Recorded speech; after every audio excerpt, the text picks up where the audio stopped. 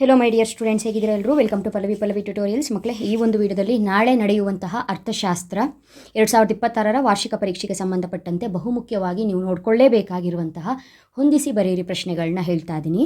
ಈ ಹೊಂದಿಸಿ ಬರೆಯಿರಿ ಪ್ರಶ್ನೆಗಳು ನಿಮ್ಮ ಬ್ಲೂ ಪ್ರಿಂಟ್ ಪ್ರಕಾರ ಕೊಡೋದ್ರ ಜೊತೆಗೆ ಈ ಹಿಂದಿನ 3 ವರ್ಷಗಳ ಪ್ರಶ್ನೆ ಪತ್ರಿಕೆ ಹೇಗಿತ್ತು ಅದನ್ನು ಗಮನಿಸಿ ಕೂಡ ಕೊಡ್ತಾ ಇದ್ದೀನಿ.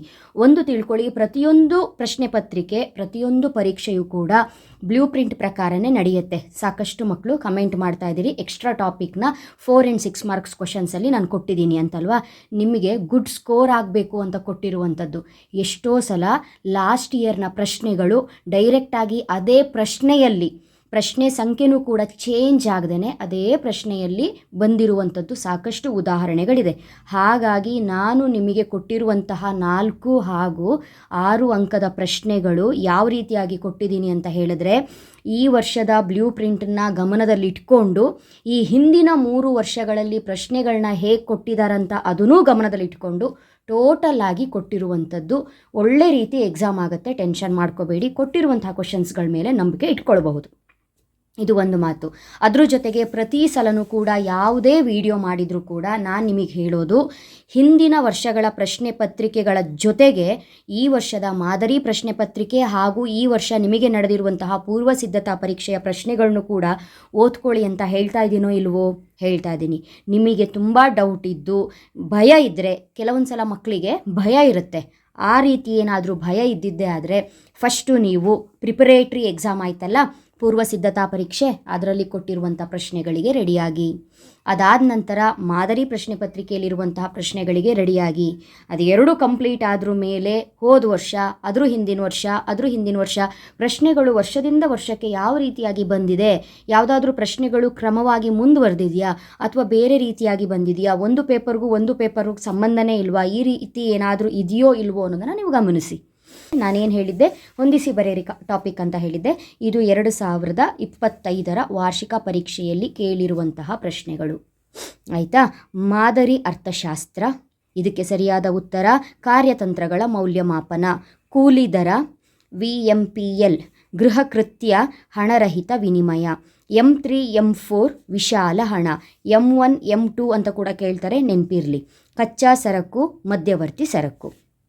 ಇದು 2025ರಲ್ಲಿ ಕೇಳಿರುವಂತಹ ಪ್ರಶ್ನೆ. 2024ರ ವಾರ್ಷಿಕ ಪರೀಕ್ಷೆಯಲ್ಲಿ ಕೇಳಿರುವ ಪ್ರಶ್ನೆ ಈ ರೀತಿಯಾಗಿದೆ, ನೋಡ್ಕೊಳ್ಳಿ.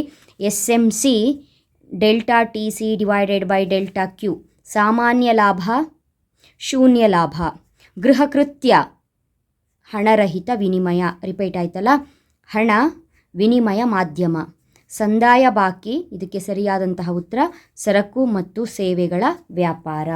ಓಕೆನಾ? 2023ರ ವಾರ್ಷಿಕ ಪರೀಕ್ಷೆಯಲ್ಲಿ ಕೇಳಿರುವಂಥ ಪ್ರಶ್ನೆ ಚೆಕ್ ಮಾಡ್ತೀನಿ ಒಂದ್ಸಲ. ಹೌದು, 2023. ಓಕೆ. ಶಿಕ್ಷಕರ ಸೇವೆ, ಕೌಶಲ್ಯ, ಸಾಮಾನ್ಯ ಲಾಭ, ಶೂನ್ಯ ಲಾಭ, ಮಾರುಕಟ್ಟೆ ಸಮತೋಲನ, QD ಸಮತೋಲನ, ಇಲ್ಲಿ ಸಮ ನೆನ್ಪಿಟ್ಕೊಳ್ಳಿ, ಸಮ, QD = QS, ವ್ಯಾಪಾರ ಬಾಕಿ, ಸರಿಯಾದ ಉತ್ತರ ಸರಕುಗಳ ವ್ಯಾಪಾರ, ನಿರ್ವಹಣಾ ಹೊಂದಾಣಿಕೆ, ಡರ್ಟಿ ಹೊಂದಾಣಿಕೆ. ಓಕೆನಾ?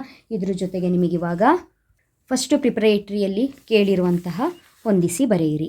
ಬೇಡಿಕೆ ರೇಖೆ ಕೆಳಮುಖ ಇಳಿಜಾರು, ಸಾಮಾನ್ಯ ಲಾಭ, ಶೂನ್ಯ ಲಾಭ, ಶ್ರಮ ಕೂಲಿ, ಕಚ್ಚಾ ಸರಕು, ಮಧ್ಯಂತರ ಸರಕು, ನಿರ್ವಹಣಾ ಹೊಂದಾಣಿಕೆ, ಡರ್ಟಿ ಹೊಂದಾಣಿಕೆ. ನೋಡಿ, ಎಲ್ಲವೂ ಕೂಡ ರಿಪೀಟ್ ಆಗ್ತಾ ಇದೆ.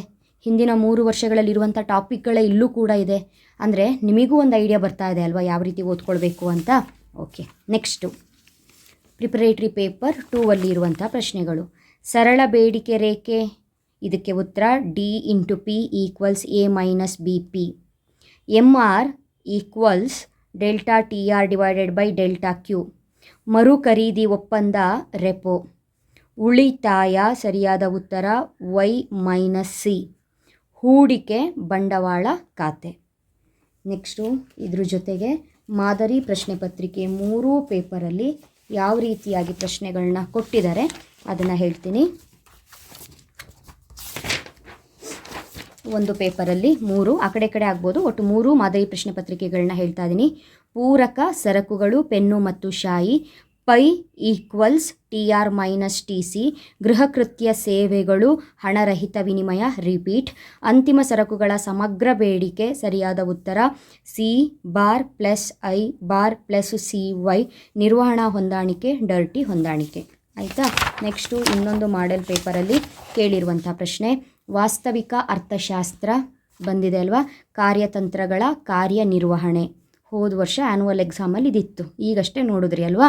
ಸರಿ ಸಮಾನ ಬೇಡಿಕೆ ಸ್ಥಿತಿಸ್ಥಾಪಕತ್ವ ಸರಿಯಾದ ಉತ್ತರ ಎಲಾಸ್ಟಿಸಿಟಿ ಆಫ್ ಡಿಮ್ಯಾಂಡ್ ಅಂತ ಕರಿತೀವಿ, ED = 1. ಅಸಾಮಾನ್ಯ ಲಾಭದ ಸಾಧ್ಯತೆ ಹೊಸ ಉದ್ದಿಮೆಗಳ ಆಕರ್ಷಣೆ. ತಪಶೀಲು ಪಟ್ಟಿ ದಾಸ್ತಾನು ಚಲಕ. SLR ಶಾಸನಬದ್ಧ ದ್ರವ್ಯಾನುಪಾತ. ನೆಕ್ಸ್ಟು ಇನ್ನೊಂದು ಮಾದರಿ ಪ್ರಶ್ನೆ ಪತ್ರಿಕೆಯಲ್ಲಿ ಇರುವಂತಹ ಪ್ರಶ್ನೆ ಏನಿದೆ ನೋಡೋಣ ಮಕ್ಕಳೇ. ನೋಡಿ, ಸರಳ ಬೇಡಿಕೆ ರೇಖೆ ರಿಪೀಟ್ ಆಯಿತು. D/P = A-BP. MPL TPL - TPL - 1. ಪರಿಪೂರ್ಣ ಪೈಪೋಟಿ, ಪರಿಪೂರ್ಣ ಮಾಹಿತಿ. ಹೊಣೆಗಾರಿಕೆಗಳು, ಠೇವಣಿಗಳು. ಹೆಚ್ಚುವರಿ ಬೇಡಿಕೆ ದೀರ್ಘಾವಧಿಯಲ್ಲಿ ಬೆಲೆಗಳ ಏರಿಕೆಗೆ ಕಾರಣವಾಗುತ್ತದೆ. ಆಯಿತಾ. ಇದಿಷ್ಟು ಕೂಡ ನಾನು ಮುಗಿಸ್ದೆ. ಇವಾಗ ಇಷ್ಟು ಪೇಪರ್ ಹೇಳಿದೆ ಹೇಳಿ. 3 ವಾರ್ಷಿಕ ಪರೀಕ್ಷೆದು, 3 ಈ ವರ್ಷದ ಮಾದರಿ ಪ್ರಶ್ನೆ ಪತ್ರಿಕೆ, 2 ಪ್ರಿಪ್ರೇಟ್ರಿ ಪೇಪರು, 8 ಪೇಪರ್ ಆಯಿತು. ಇದ್ರ ಹಿಂದಿನ ವರ್ಷದ ಮಾದರಿ ಪ್ರಶ್ನೆ ಪತ್ರಿಕೆಯಲ್ಲಿ ಏನು ಕೇಳಿದ್ರು ಅನ್ನೋದನ್ನು ಜಸ್ಟ್ ಶೋ ಮಾಡ್ತೀನಿ. ಅದು ಇಂಪಾರ್ಟೆಂಟ್ ಅನ್ನೋ ಲೆಕ್ಕದಲ್ಲ, ನಿಮಗೆ ಐಡಿಯಾ ಬರಲಿ ಅನ್ನೋ ಕಾರಣಕ್ಕೆ. ಟಾಪಿಕ್ ಇಲ್ಲಿವರೆಗೂ ಬಂದಿದ್ದು ರಿಪೀಟ್ ಆಗಿತ್ತು ಅಂದರೆ 100% ಗ್ಯಾರಂಟಿ. ವೆಯ್ಟ್. ಓಕೆ, 2025 ಈ ವರ್ಷ ಹೇಗೆ ಬಿಟ್ಟಿದ್ದಾರೋ ಅದೇ ರೀತಿ. ನೋ ಡೌಟ್ ಇಂಪಾರ್ಟೆಂಟ್ ನೋಡಿದ್ರೆ ಗೊತ್ತಾಗ್ತಾ ಇದೆ. TFC + TVC answer TC. ಪೈ ಅಂತ ಹೇಳಿದ್ರೆ TR-TC.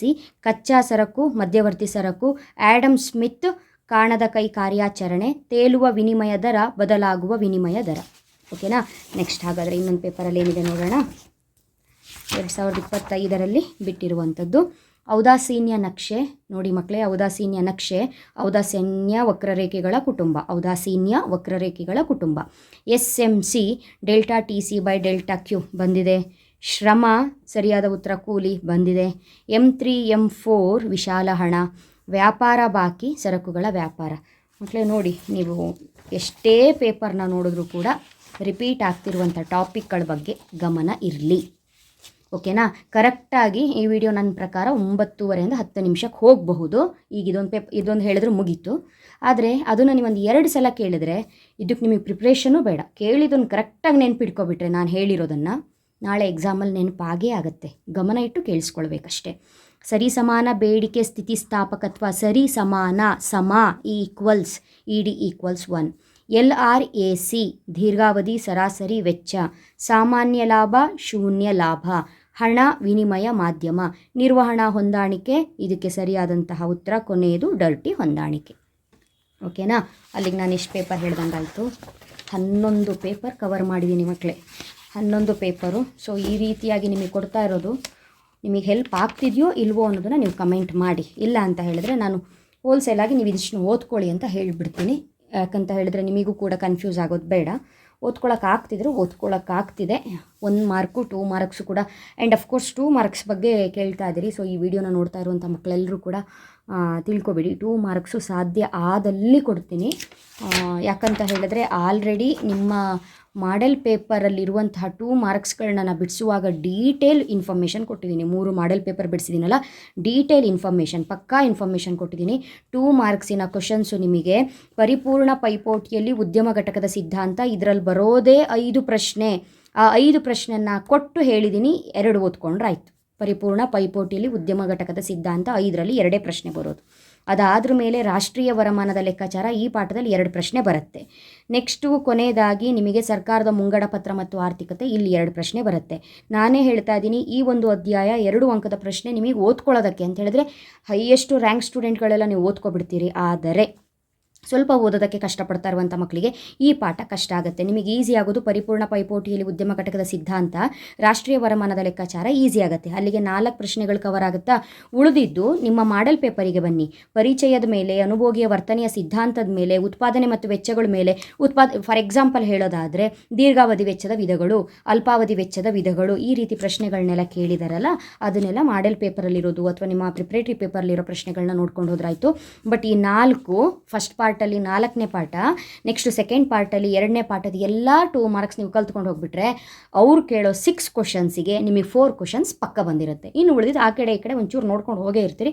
6 ಅಟೆಂಡ್ ಮಾಡ್ಬೋದು ಮಕ್ಕಳೇ, ಈಸಿ ಇರುತ್ತೆ, ಟೆನ್ಷನ್ ಮಾಡ್ಕೋಬೇಡಿ, ಆರಾಮಾಗಿ ಬರೀರಿ. ಸಾಧ್ಯ ಆದರೆ ಖಂಡಿತವಾಗ್ಲೂ ಅಪ್ಲೋಡ್ ಮಾಡ್ತೀನಿ. ಟೈಮ್ ಆಗೋಗ್ಬಿಟ್ಟಿದೆ, ಸಂಜೆ ಆಗಿದೆ ಅಲ್ವಾ, ಹಾಗಾಗಿ ಸಾಧ್ಯ ಆದರೆ ಹೇಳಿದ್ದೀನಲ್ಲ ಬ್ಲೂ ಪ್ರಿಂಟ್ ಪ್ರಕಾರ 2 ಮಾರ್ಕ್ಸಿಗೆ ರೆಡಿ ಆಗ್ಬೋದು. ಓಕೆ, ಹಾಗಿದ್ರೆ ನೆಕ್ಸ್ಟು ಇವಾಗ ಹೇಗೆ ಬಹು ಆಯ್ಕೆ, ಬಿಟ್ಟ ಸ್ಥಳ, ಹೊಂದಿಸಿ ಬರೆಯಿರಿ ಎಲ್ಲವನ್ನು ಹೇಳಿದ್ನೋ ಅದೇ ರೀತಿ 1 ಅಂಕದ ಪ್ರಶ್ನೆ ಕೂಡ ಇಂಪಾರ್ಟೆಂಟ್ ಅಲ್ವಾ. ವೆಯ್ಟ್ ಮಾಡ್ತಾ ಇದ್ದೀರಿ ಅಂತ ಅಂದ್ಕೊಂಡಿದ್ದೀನಿ. 1 ಅಂಕದ ಪ್ರಶ್ನೆಗಳು ಯಾವುದು, ಅದಕ್ಕೆ ಉತ್ತರಗಳೇನು ಅನ್ನೋದನ್ನು ಸದ್ಯದಲ್ಲೇ ಅಪ್ಲೋಡ್ ಮಾಡ್ತೀನಿ. ಅಲ್ಲಿವರೆಗೂ ಚೆನ್ನಾಗಿ ಓದ್ಕೊಳ್ಳಿ. Thank you, all the best. ಯಾರ್ಯಾರು ಇನ್ನು ಚಾನಲ್ಗೆ ಸಬ್ಸ್ಕ್ರೈಬ್ ಆಗಿಲ್ಲವಾಗಲೇ ಸಬ್ಸ್ಕ್ರೈಬ್ ಆಗಿ ಆಲ್ ಬಟನ್ನ ಕ್ಲಿಕ್ ಮಾಡ್ಕೊಳ್ಳಿ. ವೀಡಿಯೋಸ್ ಬರ್ತಾ ಇದ್ದಾಗ ನಿಮಗೆ ನೋಟಿಫಿಕೇಶನ್ ಬರ್ತಾ ಹೋಗುತ್ತೆ ಮಕ್ಕಳೇ. ಓಕೆನಾ? Thank you, all the best.